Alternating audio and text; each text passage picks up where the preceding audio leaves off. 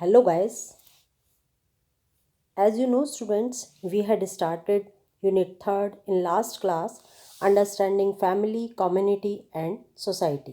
परिवार, समुदाय और समाज के प्रति समझ। चैप्टर नंबर 7A हमने लास्ट क्लास में स्टार्ट किया था, जो इसका पार्ट 1 वीडियो है, और आज हम इसी चैप्टर को कंटिन्यू करेंगे। और हमारा चैप्टर है concerns and needs in diverse contacts, nutrition, health and hygiene. विविध संदर्भों में सरोकार और आवश्यकताएं, जिसमें आज जो ए चैप्टर में है हमारा वो है पोषण, स्वास्थ्य और स्वास्थ्य विज्ञान, nutrition, health and hygiene. We will continue this chapter now. Today we will read about what is malnutrition. कुपोषण क्या है, इसके बारे में हम पढ़ेंगे। कुपोषण को समझने से पहले हम देखते हैं कि इसको हमने किस तरह से डिवाइड किया है। देखिए, न्यूट्रिशन को हमने 2 पार्ट्स में डिवाइड किया है। फर्स्ट इज गुड न्यूट्रिशन या अच्छा पोषण, and second is mall nutrition या फिर कुपोषण। ठीक है, जो हम इससे पहले वीडियो में हम गुड न्यूट्रिशन पढ़ चुके हैं, और इस वीडियो में हम माल न्यूट्रिशन के बारे में पढ़ेंगे कि कुपोषण क्या होता है। देखिए, कुपोषण जो होता है, इसके बारे में समझने के लिए हमें सबसे पहले देखना है कि कुपोषण को उस स्थिति के रूप में परिभाषित किया जा सकता है जिसमें शरीर को सुचारू रूप से कार्य करने के लिए पर्याप्त पोषक तत्व प्राप्त नहीं होते, उसे कुपोषण कहते हैं। जिसमें जो व्यक्ति है उसको उतना पोषण नहीं मिलता जितने उसके शरीर को आवश्यकता होती है, उसे ही कुपोषण कहा जाता है। दूसरे शब्दों में आप इस तरह भी कह सकते हैं कि कुपोषण जो है, सामान्य पोषण में किसी भी प्रकार की त्रुटि को कहते हैं। कुपोषण की स्थिति तब उत्पन्न होती है जब लंबे समय तक किसी व्यक्ति के आहार में किसी पोषक तत्व की कमी हो जाती है, या फिर अधिकता भी हो सकती है। ऐसा ही नहीं है कि हमेशा किसी पोषक तत्व की कमी ही हो, वह किसी पोषक तत्व की अधिकता को भी कुपोषण की श्रेणी में ही रखा जाता है। किसी भी गलत खाद्य पदार्थ का चयन करना ही कुपोषण का कारण होता है। अब हम कुपोषण के प्रकार देखते हैं कि ये जो माल न्यूट्रिशन है ये कितने प्रकार का होता है। ये जो माल न्यूट्रिशन है, कुपोषण है, ये 3 प्रकार का हम पढ़ेंगे बच्चे। एक पढ़ेंगे हम सबसे पहले ओवर न्यूट्रिशन। सबसे पहले आता है हमारा ओवर न्यूट्रिशन, जिसको हिंदी में अत्यधिक पोषण भी कहते हैं। अत्यधिक पोषण क्या है? जब व्यक्ति शारीरिक आवश्यकताओं की पूर्ति के लिए एक निश्चित मात्रा में पोषक तत्वों से अधिक मात्रा अपने भोजन से प्राप्त करता है, तो वह अत्यधिक पोषण कहलाता है। और इसका सबसे बड़ा कारण, सबसे बड़ा जो हमारे सामने देखने के लिए मिलता है, वो क्या होता है? मोटापा। इसको सरल भाषा में हम मोटापा भी कह सकते हैं। किसी एक या एक से अधिक पोषक तत्वों की अधिकता, अथवा एक से अधिक पोषक आहार की अधिकता से ओवर न्यूट्रिशन हो जाता है। सेकंड आता है फिर इनएडिक्वेट न्यूट्रिशन। सबसे पहले हम ओवरवेट को देखते हैं। जो ओवरवेट है उसका देखिए क्या क्या यदि ओवरवेट हो जाए तो उससे क्या क्या होता है? हार्ट डिजीज़ हो जाती हैं, हाई ब्लड प्रेशर हो जाता है, ठीक है, और क्या हो जाता है? बहुत सारी बीमारियां हो जाती हैं। कोलेस्ट्रॉल बढ़ने लगता है, गॉल ब्लैडर डिजीज़ हो जाती हैं, फैटी लिवर हो जाता है, कैंसर हो जाता है, ऑस्टियोपोरोसिस हो जाता है, इस तरह की बीमारियां हो जाती हैं, आर्थराइटिस हो जाता है। ये सब किसके कारण होती हैं? ये सब ओवरवेट के कारण होती है। कुपोषण का जो दूसरा कारण है वो है इनएडिक्वेट न्यूट्रिशन। इनएडिक्वेट का मतलब क्या है? इनएडिक्वेट मीन्स अपर्याप्त पोषण। जब व्यक्ति अपनी शारीरिक आवश्यकताओं की पूर्ति के लिए एक निश्चित मात्रा में पोषक तत्वों से कम मात्रा अपने भोजन से प्राप्त करता है, मीन्स जितनी उसको आवश्यकता है उतना भोजन नहीं लेता, उससे कम मात्रा में पोषण लेता है, तो वह अपर्याप्त पोषण से ग्रस्त हो जाता है। अपर्याप्त पोषण के परिणाम स्वरूप व्यक्ति क्या होता है? या तो वृद्धि और विकास उसका रुक जाता है, या उसमें बहुत सारे रोग उत्पन्न होने शुरू हो जाते हैं। इसको इनएडिक्वेट न्यूट्रिशन या फिर अपर्याप्त पोषण भी बोलते हैं। फिर थर्ड आता है अनबैलेंस्ड डाइट या फिर अनबैलेंस्ड न्यूट्रिशन या फिर असंतुलित पोषण। अब ये असंतुलित पोषण क्या होता है? असंतुलित पोषण मीन्स जब व्यक्ति की शारीरिक आवश्यकताओं की पूर्ति के लिए निश्चित मात्रा में पोषक तत्वों के होने के स्थान पर पोषक तत्वों की मात्रा कैसी हो जाती है? असंतुलित हो जाती है, अनबैलेंस्ड हो जाती है। तो ऐसी स्थिति में व्यक्ति का पोषण असंतुलित पोषण कहलाता है।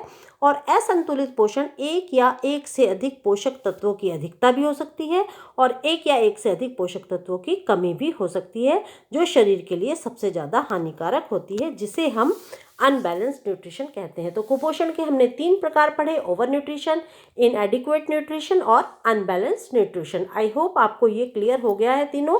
अब इससे आगे चलते हैं हम। इससे आगे अब हम देखते हैं फैक्टर्स अफेक्टिंग न्यूट्रिशनल वेलबींग, पोषणात्मक स्वस्थता को प्रभावित करने वाले कारक। कारक देखेंगे हम कि जो पोषण की अवस्था है उसको कौन कौन से कारक सबसे ज़्यादा प्रभावित करते हैं। देखिए, विश्व स्वास्थ्य संगठन के अनुसार 4 कारक हम पढ़ेंगे जो पोषण स्वास्थ्य के लिए अत्यधिक महत्वपूर्ण होते हैं।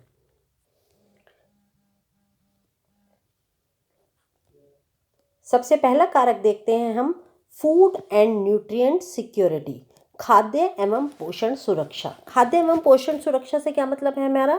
देखिए, प्रत्येक देश की सरकार का ये मूल कर्तव्य होता है कि वो अपने नागरिक को खाद्य सुरक्षा प्रदान करे। क्यों प्रदान करे? ताकि जो वह नागरिक है वह स्वस्थ रह सके और उसको कोई भी बीमारी ना हो।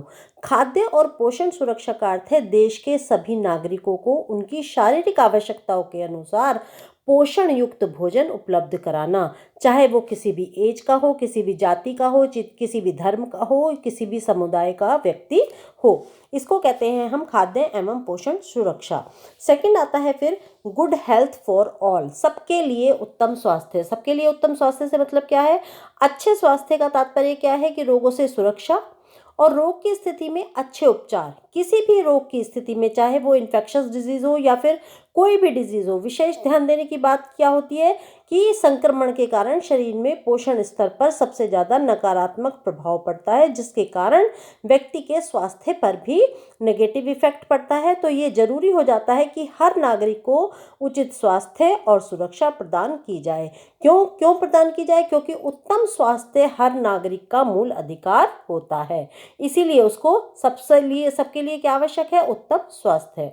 और बहुत सारी डिजीज़ हैं जो इन्फेक्शस डिजीज़ हैं, जिसके कारण हमारे देश में हर साल लाखों मृत्यु हो जाती है, लाखों लोग मर जाते हैं। जैसे अब कोरोना महामारी फैल रही है, जिसके कारण बहुत सारे लोगों की मृत्यु हो रही है। नेक्स्ट आता है फिर केयर फॉर वल्नरेबल, कमजोर वर्ग की देखभाल। कमजोर वर्ग कौन से होते हैं? इसमें कोई भी मत नहीं है कि हर मनुष्य को स्नेह, मधुरता और देखभाल की आवश्यकता होती है। हालांकि जीवन की बहुत सारी ऐसी अवस्थाएं होती हैं जिनका यदि ठीक से ध्यान न रखा जाए तो वह वृद्धि और विकास के लिए बहुत गंभीर समस्याएं उत्पन्न हो सकती हैं। जैसे मान लीजिए, एक उदाहरण लेते हैं कि हमने अक्सर देखा है कि जो निम्न आय वर्ग के बच्चे हैं उनमें कोई ना कोई पोषण संबंधी समस्या बनी रहती है, जिसका इफेक्ट उनके किस चीज़ पर पड़ता है? उनकी हेल्थ पर सबसे ज़्यादा पड़ता है। इसलिए निम्न आय वर्ग के बच्चों के लिए उचित वृद्धि एवं विकास के लिए किस चीज़ की आवश्यकता है? विशेष न्यूट्रिशनल डाइट की आवश्यकता होती है। उसी प्रकार से जो बेबीहुड वाले बच्चे होते हैं उन बच्चों को अत्यंत किस चीज़ की आवश्यकता होती है? आत्मीय देखभाल की आवश्यकता होती है। जैसे समय से उनको टीका लगाना, मदर फीडिंग की आवश्यकता होती है उनको, और उसके अलावा एटमॉस्फेयर की आवश्यकता होती है। और उसके अलावा जो इन्फेक्शस डिजीज़ होती हैं जैसे हैजा, अतिसार, टीबी, पोलियो, इनसे बचाया उनको जा सकता है। तो इस वर्ग की देखभाल की सबसे ज़्यादा आवश्यकता होती है। और इसी तरह से प्रेग्नेंट लेडी हो गई, लैक्टेटिंग मदर हो गई, या फिर ओल्ड एज वाले पुरुष या महिलाएं हो गई, इन सबको भी इन सब की भी अलग अलग आवश्यकताएं होती हैं, इनके बचाव की भी इनमें आवश्यकता होती है। इसके बाद नेक्स्ट आता है सेफ एनवायरनमेंट या फिर स्वच्छ वातावरण। स्वच्छ वातावरण का तात्पर्य क्या है? वातावरण के उन सभी पक्षों की स्वच्छता से है जो व्यक्ति के स्वास्थ्य को सबसे ज़्यादा प्रभावित करता है। हर व्यक्ति का उत्तम पोषण और देखभाल स्वच्छ वातावरण से ही संभव है। यदि स्वच्छ वातावरण व्यक्ति को नहीं मिलेगा तो वह व्यक्ति दिन प्रतिदिन बीमार होता चला जाएगा। खाद्य पदार्थों की प्रोडक्टिविटी, उनका स्टोरेज, उनका ट्रांसपोर्टेशन, उनका डिस्ट्रीब्यूशन, उसमें सब में किस चीज़ की आवश्यकता होती है? उसमें स्वच्छता की आवश्यकता होती है। यदि स्वच्छता नहीं होगी तो व्यक्ति बीमार हो जाता है। ठीक है, तो ये कहना गलत नहीं होगा कि स्वच्छता से ही स्वस्थता संभव है। इसके बाद अब हम देखते हैं next, nutritional problems and their consequences, पोषण संबंधी समस्याएं और उनके दुष्प्रभाव। जो पोषण संबंधी समस्याएं हैं उनके बहुत सारे दुष्प्रभाव हो सकते हैं। जैसे यदि किसी व्यक्ति को पूरा पोषण नहीं मिलता है तो उसकी हाइट कम रह जाती है। किसी की हाइट कम रह गई है तो उसका कारण क्या है? उसका कारण भी पोषण है, कुपोषण है। ठीक है, तो कुपोषण के कारण जो गर्भवती स्त्रियां हैं या फिर बच्चे हैं या फिर किशोर हैं, उनमें बहुत सारे अभाव जनित रोग हो जाते हैं। जैसे एक तो लौह तत्वों की कमी हो जाती है जिसे एनीमिया बोलते हैं। विटामिन ए की कमी हो जाती है जिसको बोलते हैं, क्या बोलते हैं उसको? रतौंधी बोलते हैं। एक घेंगा रोग होता है। घेंगा रोग किसकी कमी से होता है? आयोडीन की कमी से हो जाता है। ठीक है, तो ये सारे लक्षण आम रूप से पाए जाते हैं। भारत में बहुत सारी पोषण संबंधी समस्याएं पाई जाती हैं। अब देखते हैं हम वो कौन कौन सी समस्याएं हैं। सबसे पहली जो समस्या आती है वो आती है अंडर न्यूट्रिशन या फिर अल्प पोषण की समस्या। अब ये अल्प पोषण क्या है? अल्प पोषण का अर्थ है आयु और शारीरिक अवस्था के अनुरूप आवश्यकता से कम मात्रा में भोजन अथवा विभिन्न पोषक तत्व ग्रहण करना। जिस व्यक्ति को जितने पोषक तत्वों की आवश्यकता है, जितनी आयु में या फिर उसकी शारीरिक अवस्था में उतने पोषक तत्व उसको अवेलेबल नहीं हो पाते, जिसके कारण वह व्यक्ति अंडर न्यूट्रिशन या फिर अल्प पोषण का शिकार हो सकता है। जिसमें जैसे आप पिक्चर में देख भी सकते हैं, इसके विभिन्न एग्जाम्पल भी दिखाए गए हैं। जैसे एक नॉर्मल बच्चा है, फिर दूसरा क्या है? लो वेट है। ठीक है, फिर है लो हाइट है। ठीक है, उसकी हाइट कम रह गई। फिर है लो वेट, फिर उसका वजन कम रह गया, जिसको हम अंडरवेट की श्रेणी में भी रखते हैं। तो इसी को अंडर न्यूट्रिशन कहते हैं। तो अंडर न्यूट्रिशन क्या है? कुपोषण का ही एक रूप है। यह एक सामान्य पोषण संबंधी समस्या है और यह समस्या मुख्य रूप से गर्भवती स्त्रियों और छोटे बच्चों में पाई जाती है। गर्भावस्था के दौरान अल्प पोषण कम वजन वाले शिशु के जन्म का सबसे मुख्य कारण होता है। यदि प्रेग्नेंट लेडी को पूरा पोषण नहीं दिया जाता तो उसका टोटल इफेक्ट उसके बच्चे पर पड़ता है और वह बच्चा अल्प पोषण का शिकार हो जाता है। विभिन्न स्रोत कार्य जो हैं वो ये दर्शाते हैं कि भारत में एक वर्ष के दौरान पैदा होने वाले कुछ बच्चों में से लगभग 1/3 बच्चे शारीरिक भार में कितने 2500 ग्राम से भी कम वजन के पाए जाते हैं। और इसका क्या है? इसका तत्काल प्रभाव कम वजन के रूप में देखने के लिए मिलता है। और ये समस्या मुख्य रूप से किस में होती है? या तो अशिक्षित वर्ग में होती है, मजदूरों में होती है, या फिर उन लोगों में होती है जो निम्न आय वर्ग के हैं। अल्प पोषण के कारण व्यक्ति के स्वास्थ्य पर कुछ प्रभाव पड़ते हैं। वो कौन कौन से प्रभाव पड़ते हैं? जैसे एक तो वह बच्चा कम शारीरिक भार वाला हो जाता है, उसका वजन कम हो जाता है, उसकी जो सोचने समझने की क्षमता है वो कम हो जाती है, उसकी रोग प्रतिरोधक क्षमता में कमी आने लगती है, वो बहुत जल्दी जल्दी बीमार पड़ने लगता है। अत्यधिक अल्प पोषण की समस्या को भुखमरी भी कहा जा सकता है और इस स्थिति में शारीरिक भार अत्यधिक कम हो जाता है, हड्डियां और मांसपेशियों में कमजोरियां आ जाती हैं, ऊर्जा स्तर में कमी आ जाती है और हर समय थकान महसूस होने लगती है और विभिन्न प्रकार की पाचन क्षमता जो होती है उसकी वो कैसी हो जाती है? कम हो जाती है और त्वचा संबंधी बीमारियां उसको आने लगती हैं। अल्प पोषण के कारण उसको क्या हो जाता है? अंधापन भी हो जाता है। आयोडीन की कमी के कारण उसके सबसे ज़्यादा शारीरिक स्वास्थ्य पर प्रभाव पड़ता है और और क्या हो जाता है? उसको आयोडीन की कमी के कारण उसको बहुत सारी बीमारियां हो जाती हैं। जैसे उसको गलगंड की समस्या हो जाती है, जिसको ग्वाइटर रोग भी बोलते हैं, और गर्भवती महिलाओं का गर्भपात की समस्या आ जाती है। छोटे बच्चों में बहरापन हो जाता है, मानसिक असंतुलन बिगड़ जाता है, उनकी लंबाई रुक जाती है, लंबाई नहीं बढ़ती है, उनके शारीरिक स्वास्थ्य पर नकारात्मक प्रभाव पड़ता है। शिशु और छोटे बच्चों की जो सोचने समझने की क्षमता है उस पर सबसे ज़्यादा इफेक्ट आता है और जिसके कारण उनका पढ़ाई में मन नहीं लगता है और बच्चों की शारीरिक क्रियाकलापों में कमी आने लगती है। लौह तत्व की कमी के कारण गर्भवती स्त्री के गर्भ में जो बच्चा पल रहा होता है उसके ऊपर नेगेटिव इफेक्ट पड़ता है, जिसके कारण गर्भवती स्त्री के बीमार होने की दर बढ़ती चली जाती है और उसकी गर्भ में जो बच्चा पल रहा है उसकी मृत्यु भी हो जाती है। बच्चों के आहार में प्रोटीन की कमी के कारण एक रोग हो जाता है जिसको क्या कहते हैं? क्वाशरकोर रोग कहते हैं। और 5 वर्ष से कम आयु के बच्चे को यदि लंबे समय तक अल्प मात्रा में ही भोजन मिले तो वे ऊर्जा और प्रोटीन की अत्यधिक कमी के कारण सूखा रोग या फिर मरासमक रोग के शिकार हो जाते हैं। ये जो क्वाशरकोर रोग है और जो मरासमस रोग है इसको अभी हम आगे डिटेल में पढ़ेंगे, जो आपको अच्छे से समझ आ जाएगा। तो अभी हमने क्या पढ़ा? अंडर न्यूट्रिशन पढ़ा। अब हम देखते हैं इसके बाद ओवर न्यूट्रिशन। ओवर न्यूट्रिशन की पिक्चर तो देखते ही क्लियर हो गया होगा आपके माइंड में। क्या है कैसा भोजन? अत्यधिक पोषण, अत्यधिक भी, लेकिन ये जो अत्यधिक पोषण है ये भी एक कुपोषण का ही रूप है, जो कि पोषक तत्वों की अत्यधिक सेवन के कारण उत्पन्न होता है। इसमें ये नहीं पता रहता कि खाना कितना है, बस खाने से मतलब होता है और व्यक्ति खाता ही चला जाता है, जिसको हम क्या बोलते हैं? जिसको हम ओवर न्यूट्रिशन बोलते हैं। अत्यधिक पोषण के कारण क्या होता है? शरीर में वसा का जमाव बढ़ता चला जाता है, फैट की लेयर चढ़ती चली जाती है, जिसके कारण बहुत सारे इफेक्ट आते हैं। क्या क्या इफेक्ट आते हैं? इस एज में या किसी भी एज में जब व्यक्ति बहुत ज़्यादा खाता है तो वह लगातार मोटा होता चला जाता है, और अत्यधिक पोषण के कारण बहुत सारी गंभीर स्वास्थ्य संबंधी समस्याएं उत्पन्न होने चल लगती हैं। कई बार तो लोग क्या करते हैं, अत्यधिक पोषण के बावजूद भी विभिन्न प्रकार की पोषण संबंधी समस्याओं से ग्रस्त हो जाते हैं। उसका कारण क्या होता है कि उनके शरीर में डाइजेशन होना प्रॉपर रूप से खत्म हो जाता है और भोजन डाइजेस्ट नहीं होता है। अत्यधिक पोषण के कारण सबसे अधिक उत्पन्न होने वाली जो समस्या है वो क्या है? वो है मोटापा। उसके अलावा और क्या है? डायबिटीज़, हाई ब्लड प्रेशर और लीवर संबंधी बीमारियां भी हो सकती हैं इसमें। और इसमें एक बीमारी और होती है, हृदयघात, जिसको हम हार्ट अटैक भी कहते हैं। और हमारे देश में आज लोग कुपोषण की बहुत ज़्यादा मार झेल रहे हैं। क्यों झेल रहे हैं? इसका कारण क्या है? या तो अल्प पोषण या फिर अत्यधिक पोषण।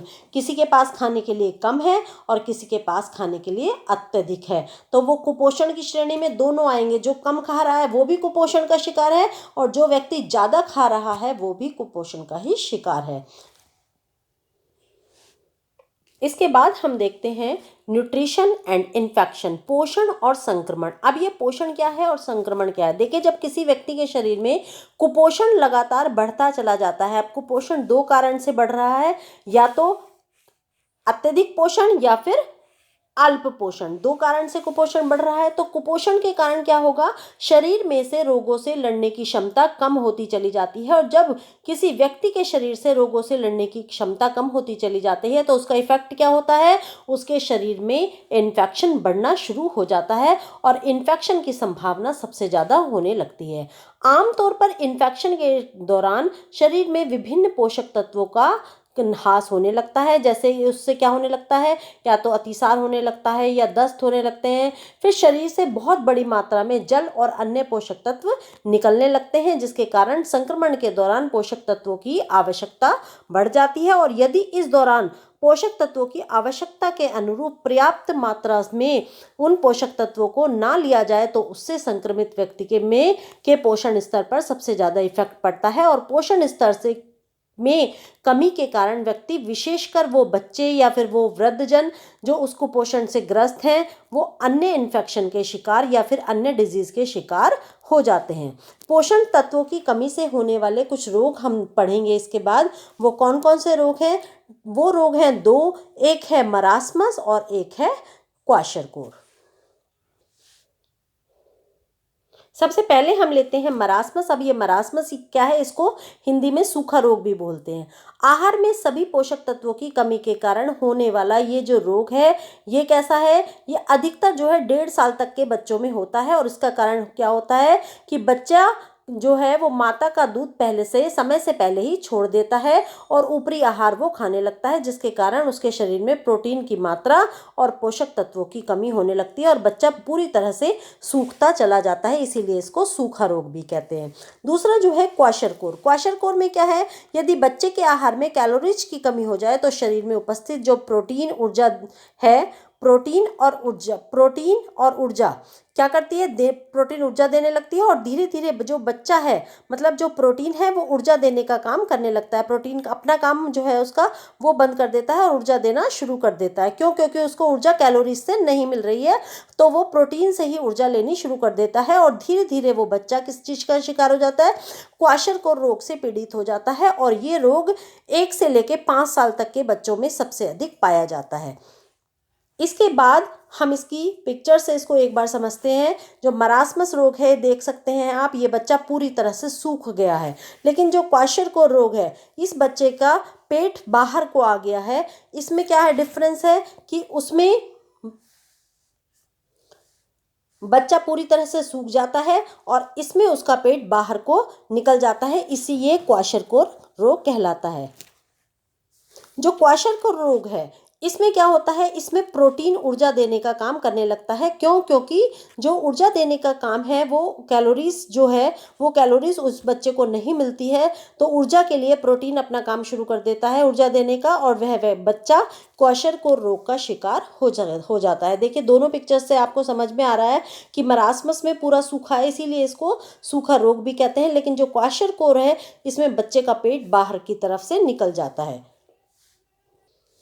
इसके बाद हम देखते हैं कुपोषण के प्रभाव या फिर इफेक्ट ऑफ मैलन्यूट्रिशन। यदि कोई बच्चा मैलन्यूट्रिशन या फिर कुपोषण का शिकार हो जाता है तो उसके ऊपर क्या क्या प्रभाव आता है। देखिए कुपोषण के कारण सबसे पहले उसकी प्रोडक्टिविटी कम हो जाती है, उत्पादकता में कमी आ जाती है। जिन कुपोषित बच्चों में विटामिन की कमी होती है तो उन्हें पर्याप्त मात्रा में माँ का दूध प्राप्त नहीं होता, और ऐसे बच्चों की जो इम्यूनिटी पावर है वो कम हो जाती है, रोग प्रतिरोधक क्षमता में काफ़ी कमी हो जाती है। कुपोषण के कारण बच्चों का जो कॉग्निटिव डेवलपमेंट है वो नहीं हो पाता, जिसके कारण बच्चों की सोचने समझने और ये जो याद रखने की क्षमता है वो कम हो जाती है, और बच्चे ऐसी स्थिति में जो अपना एजुकेशनल प्रदर्शन है वो कम नहीं कर पाते हैं, जैसे उनको याद नहीं होता है और वो पढ़ाई में पिछड़ जाते हैं। इस बात की पूरी संभावना होती है कि एक कुपोषित बच्चा कुपोषित वयस्क के रूप में परिवर्तित होगा। जो कुपोषित है बच्चा वो बड़ा होकर भी कुपोषित ही बनेगा। कुपोषण के कारण वयस्क की उत्पादकता में कमी आती है, जिसके कारण उसे और उसके परिवार को बहुत सारी समस्याओं का सामना करना पड़ता है। ये जो कुपोषण है ये एक इंटरजनरेशनल है, जैसे कि एक कुपोषित स्त्री कम शारीरिक भार वाले शिशु को ही जन्म देगी, और ये शिशु भविष्य में एक कुपोषित बच्चों और फिर कुपोषित इस जो किशोरी है उसके रूप में बड़ी होगी, और फिर ये कुपोषित गर्भवती स्त्री के रूप में वो क्या करेगी, वो एक कुपोषित बच्चे को ही जन्म देगी। इट मीन्स ये जो कुपोषण का चक्र है वो लगातार चलता ही रहता है। इसके बाद हम देखते हैं हाइजीन एंड सैनिटेशन या फिर स्वास्थ्य विज्ञान और स्वच्छता। गुड न्यूट्रिशन और माल न्यूट्रिशन कंप्लीट करने के बाद अब हम इसी का नेक्स्ट टॉपिक स्टार्ट कर रहे हैं हाइजीन से रिलेटेड, हाइजीन एंड सैनिटेशन।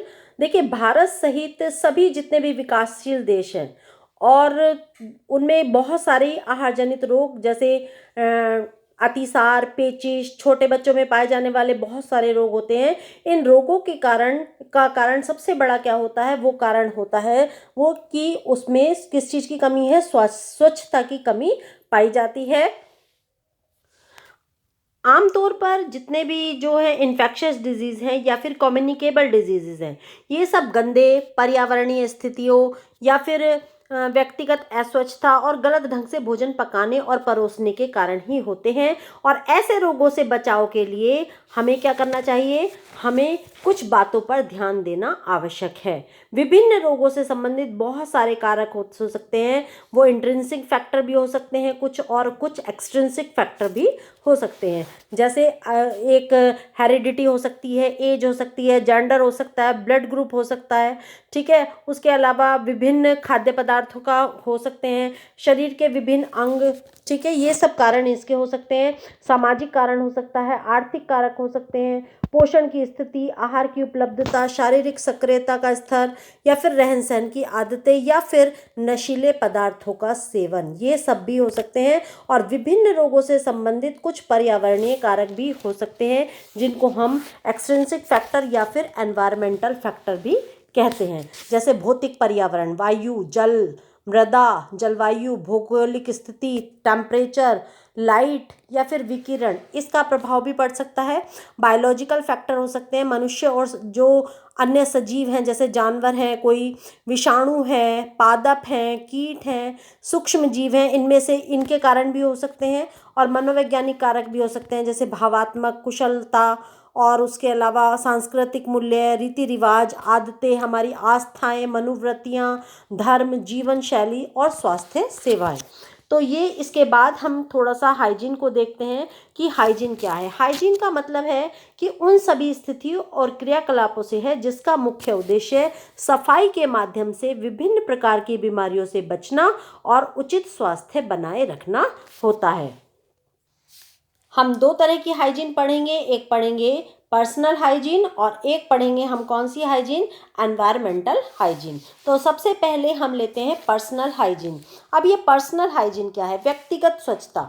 व्यक्तिगत स्वच्छता का तात्पर्य क्या है, शारीरिक स्वच्छता से है, पूरी तरह से साफ सुथरा खुद को रखना, ठीक है। उसके अलावा विभिन्न, यदि हम अपने आप को पूरी तरह से स्वच्छ रखेंगे तो बहुत सारे रोगों से हम अपने आप को बचा सकते हैं, जैसे कि कोरोना वायरस।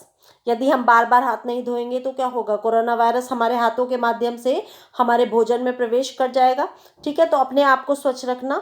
उसके अलावा हाथ धोना, बार बार चेहरे पर मास्क लगा कर रखना, इससे हम अपने आप को बचा सकते हैं, किससे, जो आज कल एक पेंडेमिक डिजीज चल रही है, ठीक है। उसके अलावा व्यक्तिगत स्वच्छता बनाए रखने के लिए हम कुछ तरीके अपना सकते हैं, जैसे नियमित रूप से हाथ धोएं, खाना बनाते समय, खाना खाते समय, दूसरे व्यक्तियों के सामने बहुत नज़दीक से खांसे ना, छींके ना, हमेशा मास्क पहन कर रखें, अपने मुंह को ढक लें यदि हमें खांसी या छींक आ रही है तो, ठीक है। दिन में 2 बार ब्रश करें, अपने कपड़ों को साबुन से अच्छे से धोएं, रोज़ नहाएं, नियमित रूप से हाथ धोएं और खाने के बर्तनों को साफ रखें, बालों को अच्छी तरह से बांध कर रखें जिससे खाने में बाल ना गिरें, ठीक है। कान और नाक को नियमित रूप से साफ करें हम।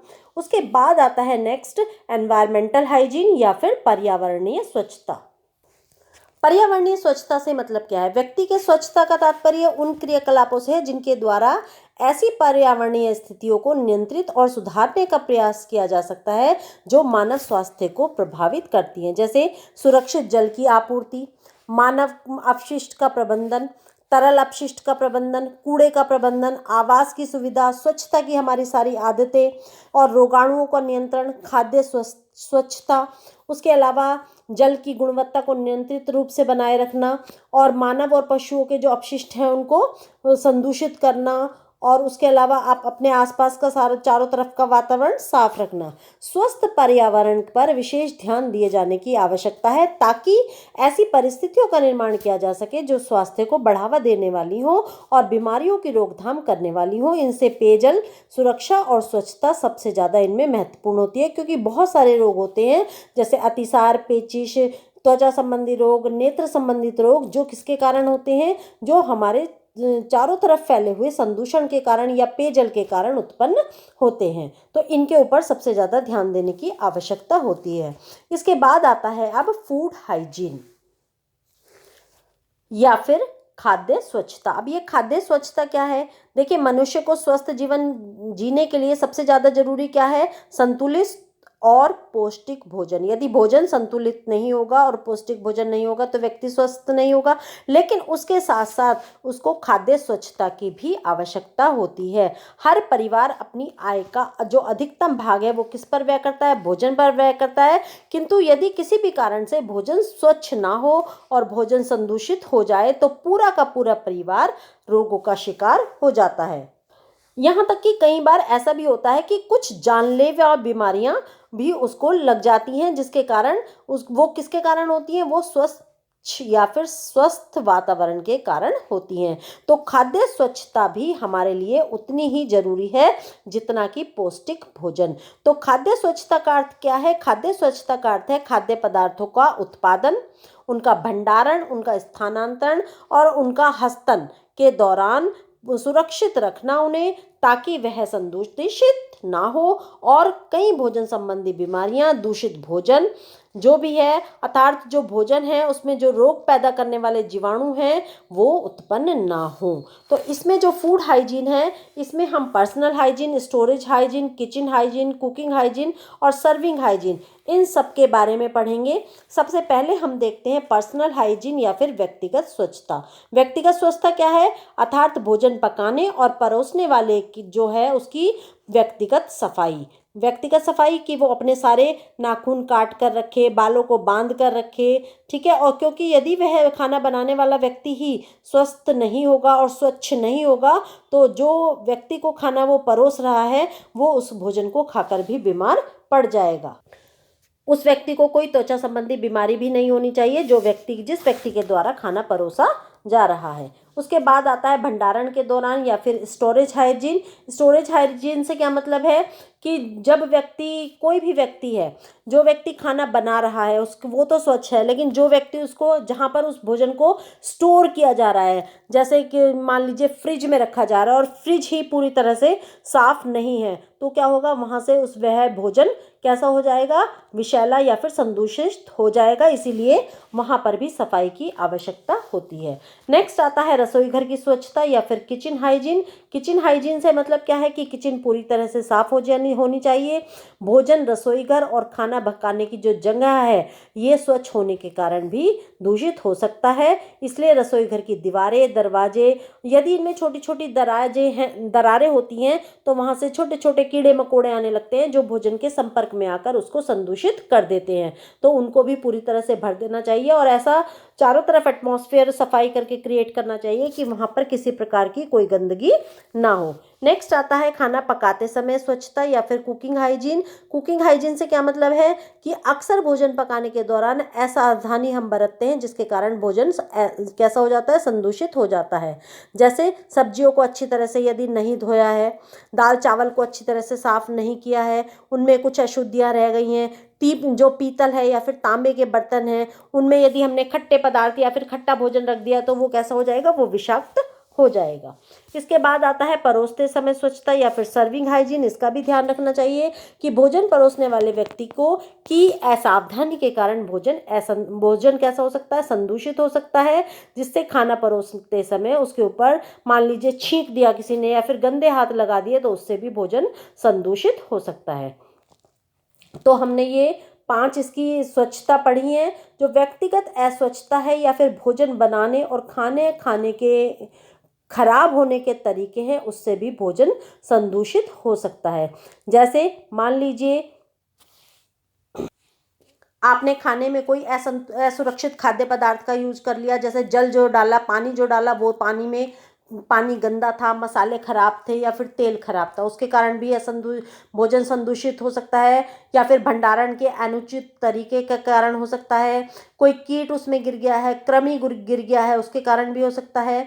या फिर आपने जो कोई बर्तन यूज़ किया है वो साफ़ नहीं है, वो भी भोजन को खराब कर सकता है। भोजन यदि आप पूरी तरह से पका नहीं है तो भी खराब हो सकता है। खाद्य पदार्थों को ऐसे टेम्परेचर पर रखना जिसमें उसमें बहुत जल्दी से सूक्ष्म जीव पैदा हो जाए तो भी वो खराब हो जाएगा।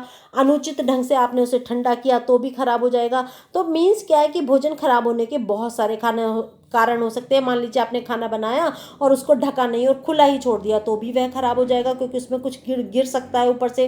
ठीक है, भोजन की सजावट के लिए आपने कोई ऐसी चीज़ यूज़ कर दी जो मान लीजिए कोई कलर ऐसा यूज़ कर दिया, उसके कारण भी भोजन संदूषित हो सकता है। तो यहाँ पर ये हाइजीन हम खत्म करते हैं और आज का क्विज लेते हैं। तो आज का क्विज है बच्चों, पहला क्वेश्चन, रिकेट विरोधी विटामिन निम्न में से कौन सा है? तो यहाँ पर आपको विटामिन का नाम लिखना है। सेकंड क्वेश्चन है आपका, बच्चों के आहार में प्रोटीन की कमी से होने वाले कौन कौन से रोग हैं? क्वाशरकोर, मरासमस या फिर ए और बी दोनों? कमेंट बॉक्स में सभी बच्चे आंसर करेंगे। क्वेश्चन नंबर 3 है, शरीर में इंसुलिन की क्रिया को उत्तेजित करने वाला पौष्टिक तत्व कौन सा है? और क्वेश्चन नंबर 4 आता है, क्वाशरकोर और सूखा रोग में अंतर बताइए। तो यहाँ पर अब हम इस चैप्टर को 7A चैप्टर को आज कंप्लीट कर रहे हैं और नेक्स्ट वीडियो में हम 7B चैप्टर स्टार्ट करेंगे। थैंक यू सो मच बच्चों।